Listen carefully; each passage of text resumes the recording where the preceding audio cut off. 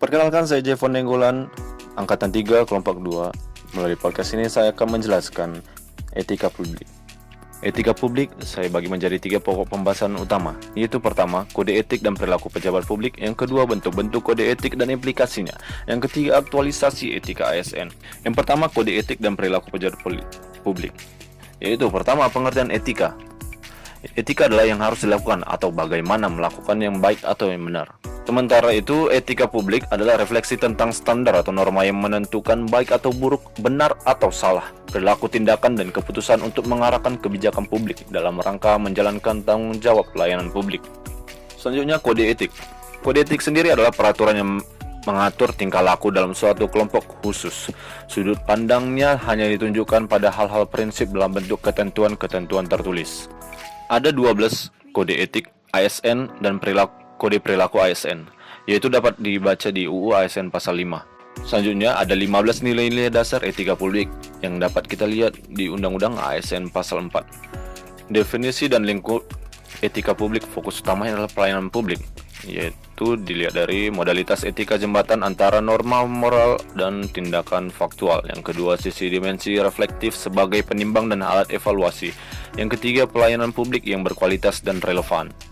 Dimensi etika publik dibagi menjadi 3, yaitu pertama, dimensi kualitas pelayanan publik, yang kedua, dimensi tindakan integritas publik, yang ketiga, dimensi modalitas. Selanjutnya, tuntutan etika publik dan kompetensi. Tanpa kompetensi etika, pejabat cenderung menjadi tidak peka, tidak peduli, dan diskriminatif, terutama pada masyarakat kalangan bawah. Etika publik merupakan refleksi kritis yang mengarahkan bagaimana nilai-nilai, kejujuran, solidaritas, keadilan, kesetaraan, dan lain-lain dipraktikkan dalam wujud keprihatinan dan kepedulian terhadap kesejahteraan masyarakat atau kebaikan orang lain. Perilaku pejabat publik dibutuhkan adanya perubahan mindset, yaitu mindset penguasaan menjadi pelayan, wewenang menjadi peranan, jabatan menjadi amanah. Bab selanjutnya adalah bentuk-bentuk kode etik dan implikasinya. Yang pertama, pentingnya etika dalam urusan publik. Dengan rumusan kode etik yang baik dan diikuti sebagai pedoman bertindak dan berperilaku, para pejabat akan melihat kedudukan mereka sebagai alat dan bukan sebagai tujuan. Selanjutnya, penggunaan kekuasaan. Kekuasaan yang memiliki legitimasi paling kuat adalah yang memenuhi landasan legitimasi etis. Konflik kepentingan adalah hal yang perlu dihindari sesuai dengan kode etik. Yaitu pertama, akibat dari konflik kepentingan adalah penyalahgunaan kekuasaan. 2. Pengerahan sumber daya publik yang kurang optimal. 3. Peningkatan kesejahteraan rakyat terabaikan. Ada beberapa sumber-sumber kode etik ASN. Yang pertama, Peraturan Pemerintah Nomor 11 Tahun 1959. Yang kedua, Peraturan Pemerintah Nomor 30 Tahun 1980. Yang ketiga, Peraturan Pemerintah Nomor 53 Tahun 2010. Yang keempat, Peraturan Pemerintah Nomor 21 Tahun 1975.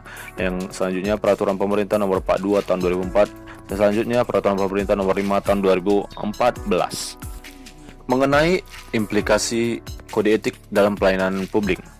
Pembahasan selanjutnya mengenai pelaksanaannya dalam perilaku nyata tergantung kepada niat baik dan kesentuhan moral yang ada dalam diri para pegawai atau pejabat sendiri. Namun karena kode etik dirumuskan untuk menyempurnakan pekerjaan di sektor publik, mencegah hal-hal buruk, dan untuk kepentingan bersama dalam organisasi publik, setiap pegawai dan pejabat diharapkan menaatinya dengan kesadaran yang tulus.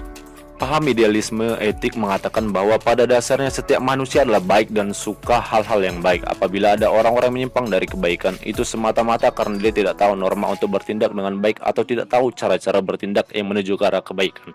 Demikian podcast saya ucapkan terima kasih.